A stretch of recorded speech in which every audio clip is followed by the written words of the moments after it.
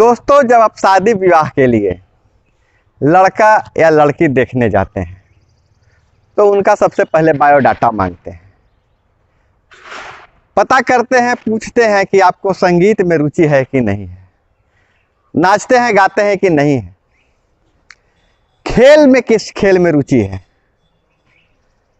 तो कुछ ऐसे ही व्यवस्था इस बार ग्राम पंचायत चुनाव लड़ने वाले उम्मीदवारों के साथ होने वाली है।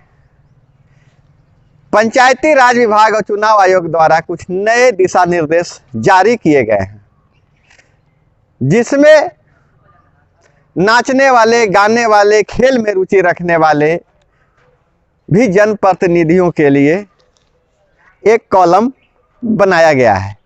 वह कॉलम क्या बनाया गया है हम आगे के वीडियो में बात करेंगे, आगे बढ़ेंगे। बहुत ही दिलचस्प अपडेट है, वीडियो के अंत तक आप बने रहिएगा। नमस्कार, मैं हूं अभय कुमार, आप देख रहे हैं ठोक तंत्र।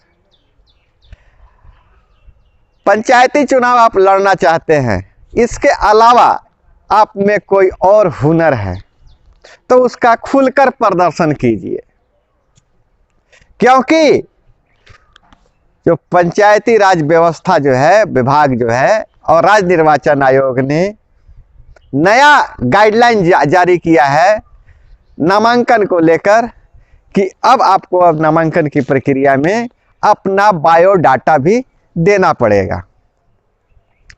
अब ऐसा नहीं है कि आप सिर्फ पोस्टर पर लिखिएगा और बैनर पर लिखिएगा समाज सेवी। समाज सेवी तो सब लोग लिखते थे, अब आपको नामांकन पत्र में भी अगर आपको समाज सेवा में रुचि है तो उस कॉलम में आपको लिखना पड़ेगा कि आपकी विशेष रुचि किस चीज में है।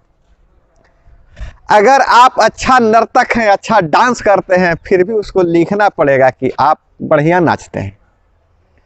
तो दोस्तों, क्या है नया अपडेट हम बताते हैं आपको। बहुत ही इंटरेस्टिंग जानकारी लेकर आए हैं और यह जानकारी भी बहुत ज़रूरी है, क्योंकि चुनाव लड़ने के लिए सबसे पहले तो आपका नामांकन पत्र दाखिल करना पड़ेगा और उसमें क्या नया चीज़ जोड़ा गया है उसके बारे में हम आपको बता रहे हैं।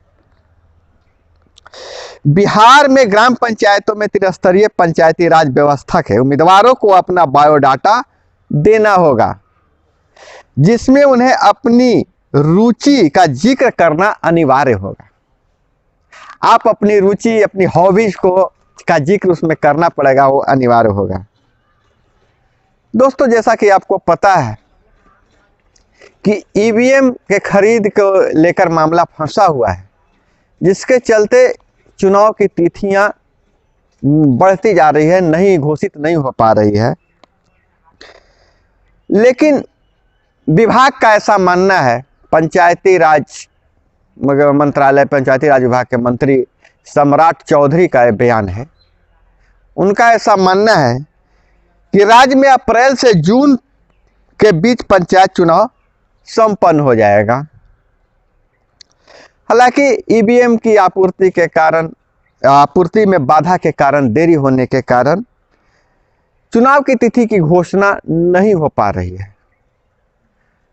लेकिन ऐसा उनका दावा है कि अप्रैल से जून तक यह जो है चुनाव संपन्न करवा लिया जाएगा और इसके लिए आयोग पूरी तैयारी में भी जुटा हुआ है। चुनाव की तिथियों की घोषणा नहीं हो रही है, ईवीएम खरीद पर जो बाधा है वो उसको दूर नहीं किया जा रहा है, लेकिन जो है विभाग जो है तैयारी, चुनाव की तैयारी में दिन रात जुटा हुआ है। ईवीएम आपूर्ति में देरी हो रही है, सब लोग जानते हैं, लेकिन उनकी तैयारी में कोई कमी नहीं है। जैसे ही अब रोड़ा हटता है, फटाफट चुनाव की तिथि आएगी और फटाफट चुनाव करवा लिया जाएगा। हालांकि जैसा घोषणा हुआ था कि 10 चरणों में चुनाव होगा, तो 10 चरण में तो थोड़ा टाइम लगेगा, लेकिन उम्मीदवारों को समय थोड़ा कम मिलेगा घोषणा होने के बाद क्षेत्र में, इसलिए। लेकिन अभी से ही लोग काम कर रहे हैं, अपने क्षेत्र में घूम रहे हैं। खैर, वो तो बाद की बात है। अब हम बात करते हैं कि बायोडाटा, ये जो नया चीज जोड़ा गया है, पहले बायोडाटा नहीं मांगा जाता था उम्मीदवारों से, इस बार बायोडाटा एक नया चीज जोड़ा गया है। और बायोडाटा कुछ नहीं, अपना पोर्टफोलियो देना है, आप नाम किस चीज़ में रुचि है, अगर आप कुछ काम किए हुए हैं पहले से तो उसका भी आप जिक्र कर सकते हैं। आपको खेल में अच्छा रुचि है, खिलाड़ी हैं आप, उसकी भी आप बायोडाटा में जिक्र कर सकते हैं। आप अच्छा ड्रामेटिस्ट हैं, अच्छा अभिनेता है, नाटक खेलते हैं, तो उसकी भी आप जिक्र कर सकते हैं अपने बायोडाटा में। और इस तरह के बहुत सारे, आपको हर संस्कृति से जुड़ा है तो आपको सांस्कृतिक गतिविधियों के बारे में जानकारी देना अनिवार्य होगा। इस चुनाव में जब नामांकन भरिएगा तो उस नामांकन पत्र में एक कॉलम बायोडाटा का भी होगा। हाई कोर्ट का जैसा फैसला 6 अप्रैल को आने वाला है, हाई कोर्ट में सुनवाई होगी, और लेकिन 15 जून तक ये जो निर्वाचित जो जनप्रतिनिधि हैं 2016 में, उनका कार्यकाल समाप्त हो जा रहा है।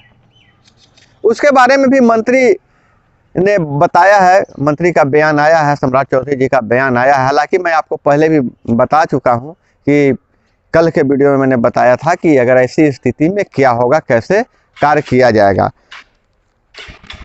सम्राट चौधरी ने बताया है कि नगर निकायों में जिस तरह से एडमिनिस्ट्रेशन बहाल होते हैं उसी तरह पंचायतों में भी एडमिनिस्ट्रेशन बहाल किया जाएगा, लेकिन पंचायती राज अधिनियम 2006 में इस तरह की कोई व्यवस्था नहीं है, इस तरह का कोई जिक्र नहीं है कि अगर कार्यकाल समाप्त हो जाएगा तो क्या करना होगा। इसके लिए अधिकारियों को रूपरेखा बनाने का निर्देश दे दिया गया है कि एडमिनिस्ट्रेशन किसको बहाल किया जाए। हालांकि मैं पहले बता दिया हूं आपको, लेकिन ये नई जानकारी है, मंत्री का बयान है, तो इसलिए भी आपको जानना जरूरी है। और एक बहुत बड़ा अपडेट है, मंत्री ने कहा है कि पिछले चुनाव में, मतलब कि 2016 के चुनाव में जो भाग लिए थे, जो चुनाव लड़े थे जो प्रत्याशी, अगर वह अभी तक अपना खर्च का ब्यौरा, चुनावी खर्च का ब्यौरा नहीं जमा किए हैं तो वो चुनाव लड़ने से वंचित हो जाएंगे, उन्हें चुनाव नहीं लड़ने दिया जाएगा, अपना नामांकन नहीं कर पाएंगे, उनका नामांकन रद्द कर दिया जाएगा,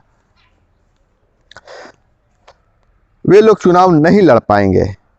आयोग ने सभी जिलाधिकारियों को निर्देश दिया है कि वर्ष 2016 में जितने भी वैसे जनप्रतिनिधि, वैसे प्रत्याशी जो 2016 में प्रत्याशी बने थे, अगर वो खर्च का ब्यौरा नहीं जमा किए हैं तो उसकी सूची जारी कीजिए, उन्हें चिन्हित कर सूची जारी कर दिया जाए,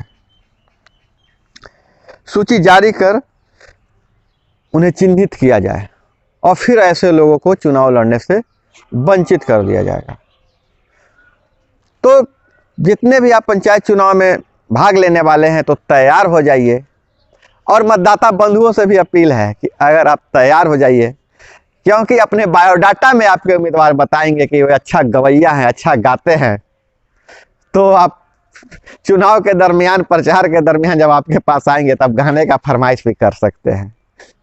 अगर कोई अच्छा नाचते हैं तो उनसे नृत्य का आनंद भी ले सकते हैं। भाई अगर कोई पैसा नहीं देगा, जैसा चलता है आप पंचायत चुनाव में कि पैसा बांटा जाता है, मुर्गा दारू खिलाया जाता है, तो अगर उनमें जो हॉबी है, जो उनके पास है, उसका आप आनंद ले सकते हैं। खैर यह मजाक कर रहे थे हम, लेकिन बहुत ही इंटरेस्टिंग जानकारी, बड़ी रोचक जानकारी लगी, इसलिए लगा कि आपके सामने मैं लेकर आऊँ। तो दोस्तों कैसा लगा यह जानकारी आप बताइएगा, कमेंट में जरूर बताइएगा। मिलते हैं अगले वीडियो में, तब तक के लिए विदा लेते हैं। जय हिंद, वंदे मातरम।